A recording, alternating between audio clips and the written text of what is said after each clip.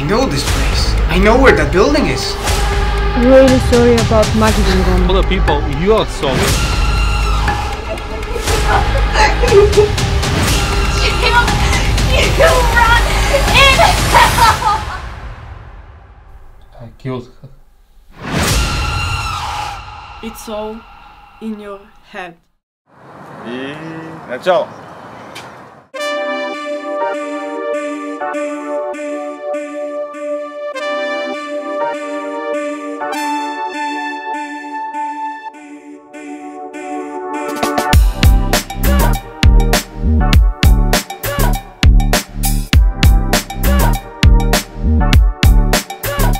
Аз съм Мирослав Димов Петков, на 30 години от град Бургас и като цяло се занимавам с режисура и филммейкинг.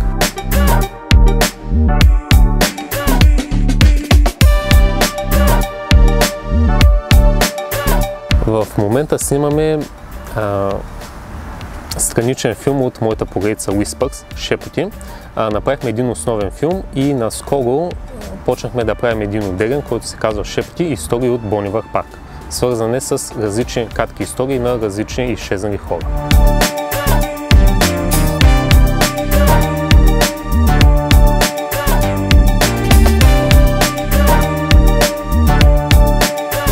От много ранна възраст исках да се занимавам с филми и ми се отдаде възможност.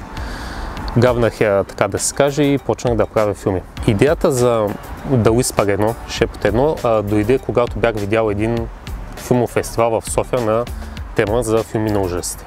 И ми хумна и си викам, хей, айди и аз да направя някоя късометражка, нали? Събудих се един ден, реших да свържа с моя приятел Славин и оттам тръгна идеята.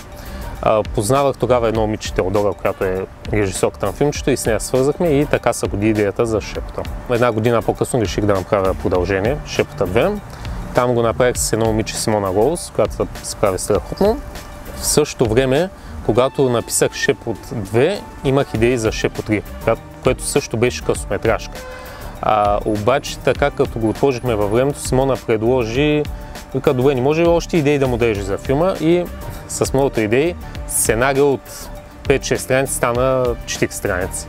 И в случая стана пълнометражен филм. И това ми е първият пълнометражен филм.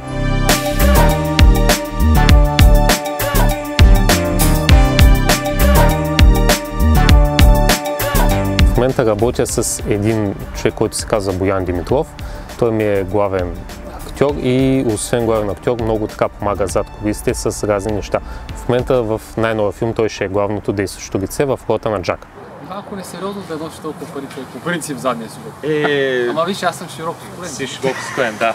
Все пак тук не стават странни работи. Така, сега, има малко сянка ми струва обаче. Къде? Върху теб. Има? Да. Едни от най-забавните моменти са, когато се събудиш в 6:30, имаш 12 часов снимачен ден и се прибираш в 8 вечерта. Най-напрегнатия е когато отиваме на локация, събрали сме си целия екип, актьори, оператори и така нататък, отиваме на снимачната площадка и се оказва, че снимачната площадка е заета от други хора. И трябва да се промени целият ден на снимане и различни сцени, да снимем други сцени, които сме определили за други дни.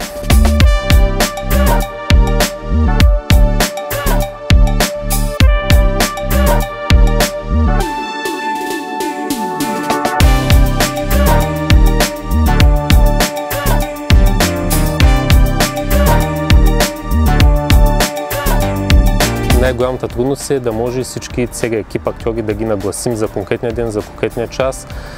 Най-вече с Шепоти, когато снимаме даже извън града, на 20-30 км извън града, се налага да се осигури транспорт, всеки от различни краища на Бургас и така нататък. И по положение, че и трябва да ги ангажират тези хора за 10-12 часа, да, това си е доста така като проблем, но се справяме.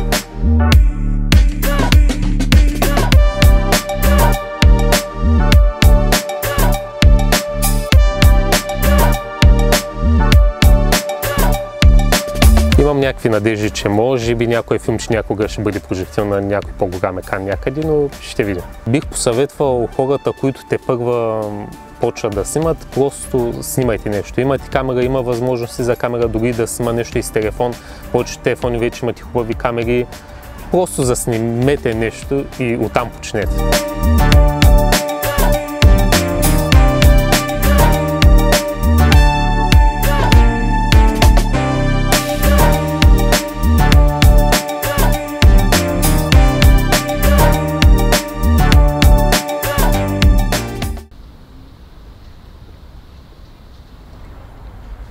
You're late.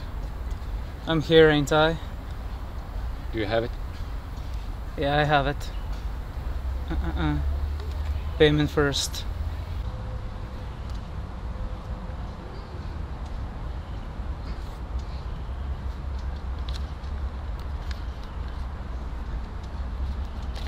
All right.